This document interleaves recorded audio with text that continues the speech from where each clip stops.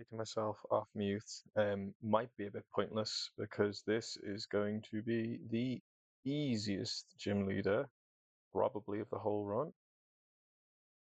Missed last words and all, but yeah, I think the real difficulty in Flannery was that Batgirl Danielle fight. I actually had the line prepared, just in case anyone's actually been on both of the past two streams, you'll notice that they were very close together. I had the line prepared, but I didn't like it, and I was just trying to work out where the risks of crit were and like whether or not there was any counterplay. And in all honesty, I don't think there was. I am just gonna set some atmosphere. Not that though. I'd have the audio, but as I discovered with the Tabitha fight, I really hate how slow the it is not on speed up. So hence why I'm using like non-in-game music. Where the was oh, right. We did one last sanity check. Level 44. All he needs is detect and citrus. Hardstone. Level 57, right? Yeah. There. Citrus berry, level 57 is good protect. Level 57, citrus berry got protect. I don't think you're going to be needed, but you might be. Muscle band is item doesn't really matter. Citrus berry, and again, I don't think you're going to be needed either. It's just a in case for whatever reason we need to steer, and I really don't think that's going to be necessary. It's just like I get the argument that this could be counter dependent, in which case we're quite lucky with the encounters we've got, in that we've got two Protect betas in Amistar and Caracosta, and then we've got another Protect beta of a different profile, resistance profile, in Combuskin. He's obviously firefighting, they're water rock, very different types, bait different things, resist different things, and that's what's going to facilitate this fight. Alright.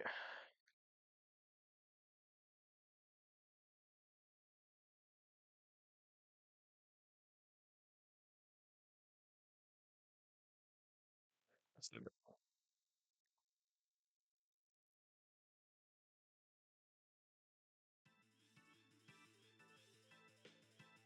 kind of pointless doing the music because I really don't think this is going to last long enough to really have an impact. Okay, standard opening, we are going to detect the Combuskin because it beats the right moves, and we're going to Rock Slide.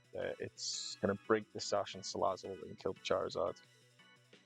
Level 44 on Combuskin because it always beats a fast kill out of Salazzle with Sludge Bomb. If it didn't, he can use Fake Out, which fucks up the line. There's Charizard. There's... Oh, let me just get the line on screen. Oh, not that. It's up there.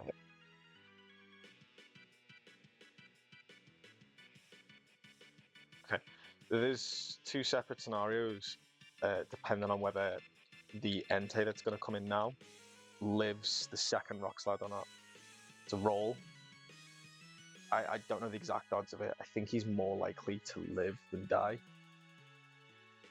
But it doesn't really make a difference anyway. Okay. They are going for Sludge Bomb and Solar Beam right now. So we switch Ingamoa the Combuskin. Let me just check it is Ingamoa. It is. Into Amistar. Amistar can't be crit, he's got Shell Armor, and we're going to Rock Slide. The Rock Slide's going to do nearly 50% or slightly over 50%, around 50% to the Entei, and it will kill Salazzle. Sorry, it's Sacred Fire. I said Solar Beam, didn't I? He's going to do Solar Beam the next turn. Wouldn't have mattered if we got down there. The interesting thing about that is that I think that's bang on 50% if Yellow Bar and my knowledge of it is perfect. Marowak gets baited on the Arcanine slot, but he sees a fast kill into Amistar, which is what he wants to go for instead, which is incredibly important because we can protect and Rock Slide. He does see slow kill into Arcanine right now. It's not going to matter. Okay, he lives. This is scenario B. If you do, this Marowak's not going to get his turn off, but the Entei will. Entei's wanting to use Solar Beam, so we want to switch back again. Let me just check. When I switch back into Combustion and we want to Rock Slide, this is going to kill both. Which means that we get Incineroar. I mean, ideally... I'm not going to mess with the land. Scenario A sees a scenario where Talonflame and Marowak die on this turn, leaving only Incineroar in the back on his own. It's much easier to deal with when you've got the 2v1 at the last thing. We are going to have a 2v1, but it's not going to be as easy to set up. Intimidate's a bit annoying there as well, but it doesn't actually matter because we can keep the Incineroar busy. Okay, as per usual, we are just going to detect on Combustion and we're going to Rock Slide. It can kill Talonflame, but it probably won't. Flare Blitz. Rock Slide. Oh no, okay, crit. I don't even really think about this. He went Darkest Lariat there. Again, it just doesn't matter. We switch into Karakos there because he's got max HP. And we Rock Slide again. That should be really good, but yeah. Fuck off, Flannery, you're fucking shite. Alright, like, this is just free. Because we're faster, so...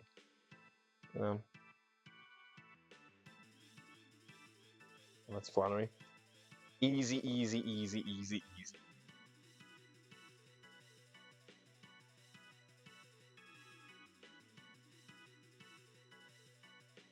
And thus ends one of the most ridiculously long splits I've ever seen in a Nuzlocke.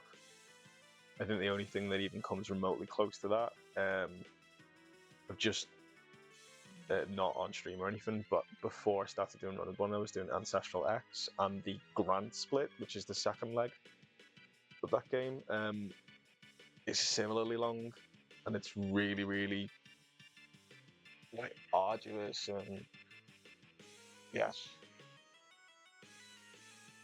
I'm so fucking glad to be out of Flannery split. Okie doke.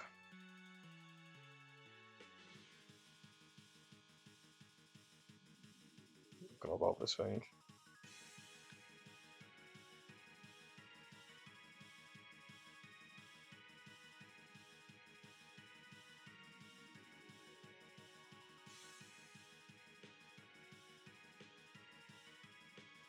We're ready for Mega Evolutions as well. I mean, I knew that they came after Flannery, I just didn't know it was like... I actually thought it was the meteorite that gives you that. And that all the Mega Stones were locked behind Surf. Ital, but apparently not.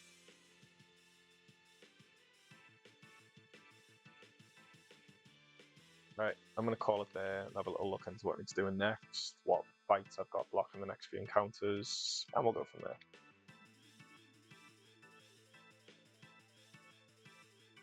Look you, Flannery.